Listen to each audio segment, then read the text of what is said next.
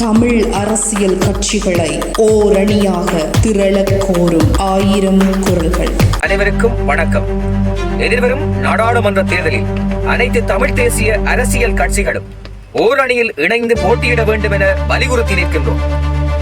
தற்போதைய காலச்சூழலில் நாங்கள் அனைவரும் ஒன்று சேர வேண்டிய நிர்பந்தத்திற்கு தள்ளப்பட்டிருக்கின்றோம். தமிழ் மக்கள் அன்று தொடக்கம் இன்று வரை உரிமை மறுக்கப்பட்டு வாழ்வதற்கும் அரச அடக்குமுறைக்கு உள்ளாவதற்கும் தமிழ் அரசியல் கட்சிகளிடையே காணப்படுகின்ற ஒற்றுமையின்மையே காரணமாக இருக்கின்றது.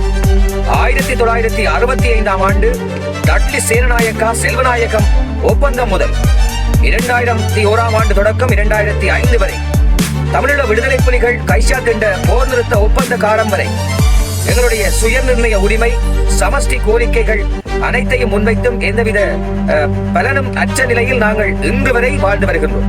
எனவே அன்புக்குரிய தமிழ் தேசிய கட்சிகளே, உங்களுடைய விருப்பு வெறுப்புகளை கடந்து வருகின்ற பாராளுமன்ற தேர்தலில் நீங்கள் அனைவரும் ஒன்று சேர்ந்து ஓரணியில் கேட்க வேண்டும் என தமிழ் மக்களாகிய நாங்கள் இந்த இடத்திலே உங்களை அன்புரிமையோடு வேண்டியிருக்கின்றோம்.